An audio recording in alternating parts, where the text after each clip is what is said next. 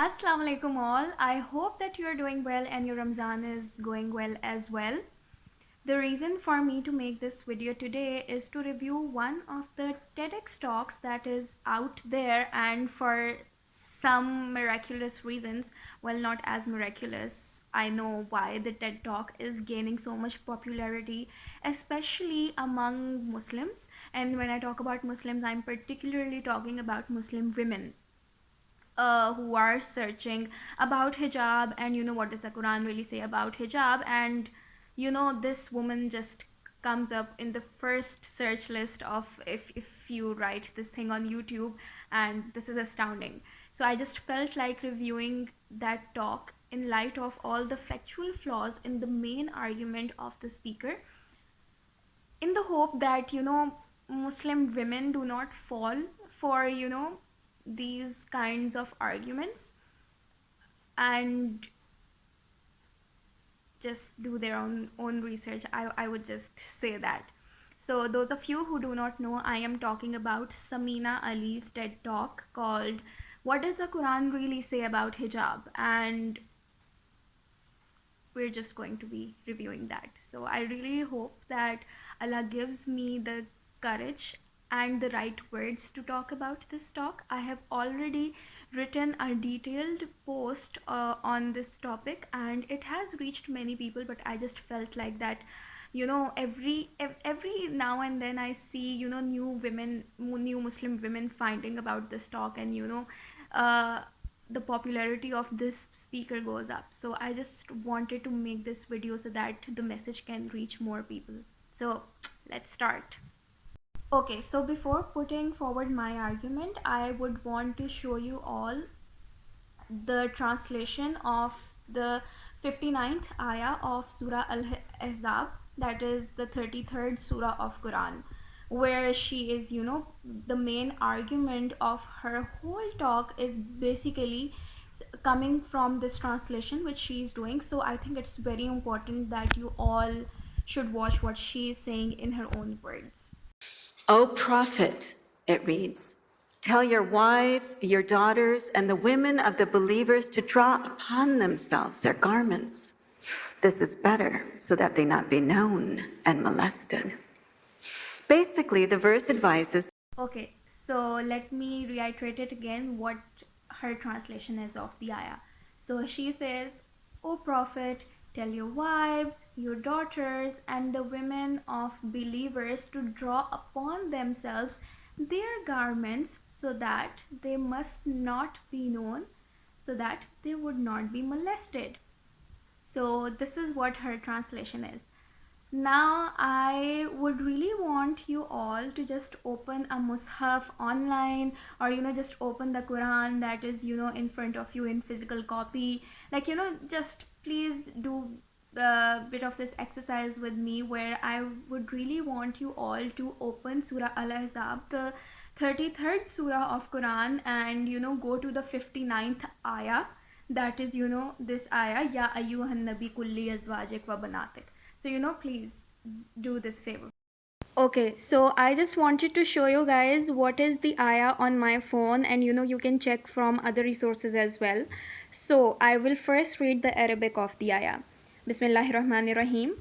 Ya ayyuhan nabi kulli azwajik wa banatik wa nisa'il mu'minina yudnina alayhinna min jalabibihinna zalika adna an yu'rafna fala yu'zaina wa kana Allahu ghafurur rahima. Now let's check it out. What is its translation? So we read, O Prophet, tell your wives, your daughters, and the women of the believers to bring down over themselves part of their outer garments. Now the next part of the ayah is very interesting. That is more suitable, that they will be known and not be abused, and ever is Allah forgiving and merciful. Wait a minute. The ayah says so that they must be known. It doesn't say so that they must not be known. And I think we should, listen to the translation which Samina Ali has done, to be very sure that you know what she is saying and what the ayah is saying. O prophet, it reads, tell your wives, your daughters, and the women of the believers to draw upon themselves their garments. This is better, so that they not be known and molested. Basically, the verse advises. All right. So Allah knows my niyyah. I do not, aim to ridicule that woman or anything, but I just want to put forward this argument because I just feel that it is not fair to the book of Allah if we are not talking about this. And people do not really know what she's talking about, and they just take it as a on face value because she is so good with her body language and her tone. Like, she is so confident in her body language and the way she is stating facts in this video that anyone would be like that, oh my god, this is what the Quran really says about hijab. It was the ruling was for another time. Now Muslim women will actually be molested if they wear the hijab, because from the first day God wanted Muslim women to not be known, so that they will be part of a herd, so that they will not be easily identifiable and no one will be able to harass them. Wow, what an argument. So the thing here is that Islam has always been about really being proud of your identity. Hijab and abaya were actually revealed to Muslim women to protect their identity. I am not telling anyone here that it is first on them, you should do it and everything. Do your own research. But I just feel, and every Muslim should feel, that this is really unfair to the book of Allah if we are not really checking where we're taking this information from. Okay? This speaker has blatantly mistranslated and misquoted an ayah, and that is not an act that we should be really celebrating or anything. We should call these acts out, because this is literally like tearing the book of Allah in pieces, and taking what you like and taking what you don't like. And if you don't like any hukam or any ayah, just add a little bit of not here or a there to to make the hukam more palatable to you and more you can digest the hukam. No, we're not doing this.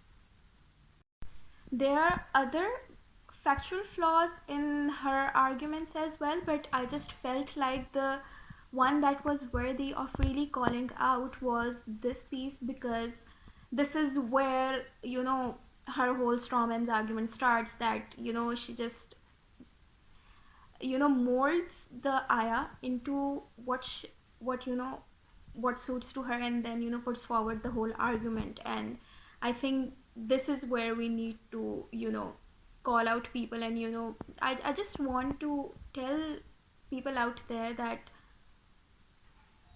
please do your research, because in our worldly matters we actually double check if we are citing from the correct source or not.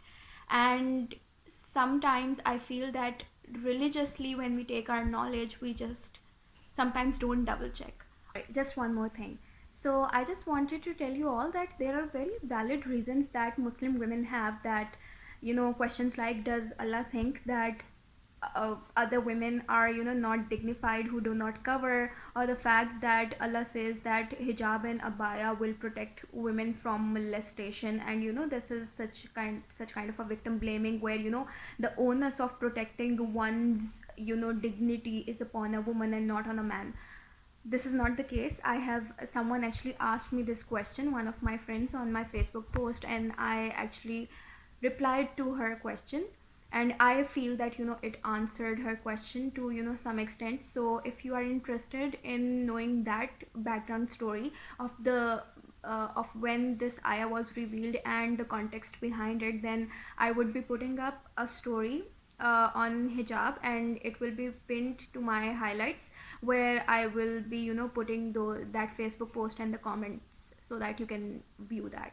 The aim of this video was not to, tell people to start wearing hijab or, anything else. The aim was just to, point out the misquotation and mistranslation of the speaker in the video.